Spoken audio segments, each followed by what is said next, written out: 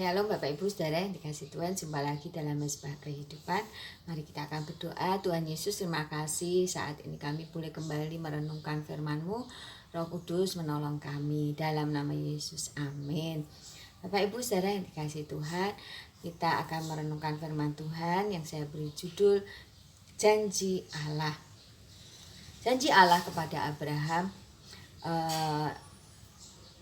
kalau dipikir secara akal manusia itu rasanya mustahil, gak bisa masuk dalam pikiran manusia. Tetapi namanya yang berjanji adalah Allah ya. Jadi janjinya Allah itu luar biasa. Di usianya Abraham yang 75 tahun sampai 85 tahun janji Tuhan itu belum digenapi. Bayangkan sudah 10 tahun Tuhan berjanji, dan bahkan sampai hampir 100 tahun janjinya belum digenapi juga. Dan akhirnya di usianya yang 100 tahun Tuhan mengenapi janjinya dengan keturunan dan seorang anak yang bernama Ishak. Nah, kita mau belajar bagaimana responnya Abraham saat itu ketika dia diberi janji oleh Tuhan. Yang pertama kita lihat di dalam Roma 4 ayat 18. Sebab sekalipun tidak ada dasar untuk berharap bahwa ia akan menjadi bapa banyak bangsa, menurut yang telah difirmankan, demikianlah banyaknya nanti keturunanmu.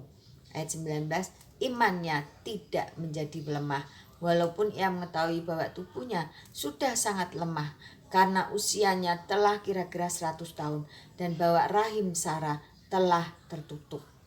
Jadi respon Abraham ketika menerima janji Allah, dia tidak pernah menyerah.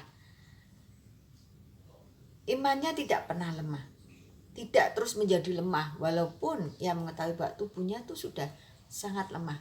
Dan Sarah sudah berusia, dan Sarah rahimnya telah tertutup. Secara manusia hal ini mustahil, karena Abraham di usianya yang sudah sangat tua lemah, dan Sarah sudah rahimnya tertutup. Tapi di sini dikatakan bahwa imannya tidak menjadi lemah. Dia tidak pantang menyerah ya. Itu respon Abraham ketika menerima janji Tuhan. Karena saat ini Bapak Ibu Saudara yang dikasih Tuhan, apapun yang menjadi masalahmu, ya mungkin mustahil, tetapi tidak ada yang mustahil bagi Tuhan. Jangan pernah menyerah. Seperti Abraham, imannya tidak menjadi lemah. Dan yang kedua, bagaimana responnya Abraham ketika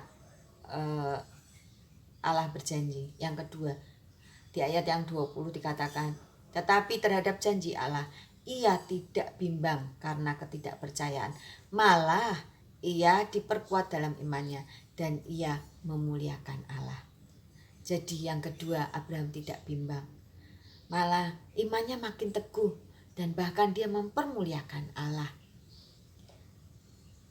Terus yang ketiga, di ayat yang 21, dengan penuh keyakinan bahwa Allah berkuasa untuk melaksanakan apa yang telah ia janjikan.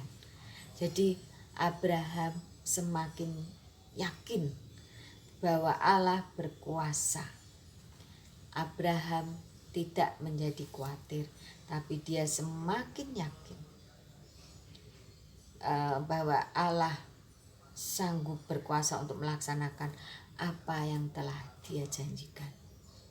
Bapak Ibu Saudara yang dikasih Tuhan, biarlah kita semakin yakin bahwa saat ini masalahmu pasti akan diselesaikan oleh Tuhan. Yang sangat mustahil, tapi kalau Tuhan berjanji, Dia pasti akan mengenapinya. Allah tidak pernah ingkar janji. Di dalam janjinya dengan Abraham sampai usia 100 tahun. Wow, luar biasa ya. Di usia 100 tahun Abraham mempunyai seorang anak, Ishak, yang akhirnya anak ini terus berkembang, mempunyai keturunan sampai sekarang.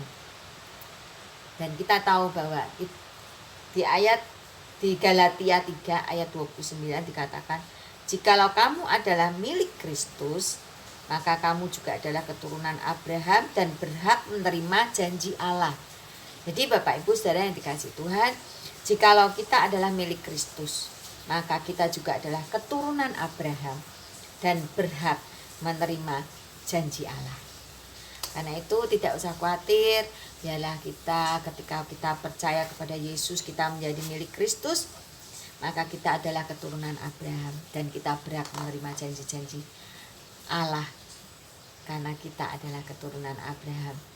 Saat ini, apapun masalahmu, tetap percaya bahwa Tuhan sanggup melakukan hal-hal yang luar biasa. Tuhan Yesus memberkati. Mari kita berdoa. Terima kasih Tuhan buat firman-Mu. Biarlah janji-janji Tuhan buat Abraham itu juga terjadi dalam hidup kami. Bahwa hidup kami Kau berkati. Walaupun mungkin saat ini kami belum melihat, tetapi kami percaya Tuhan sanggup melakukan hal-hal yang besar dalam hidup kami. Terima kasih Tuhan Yesus. Dalam nama Yesus kami berdoa. Amin.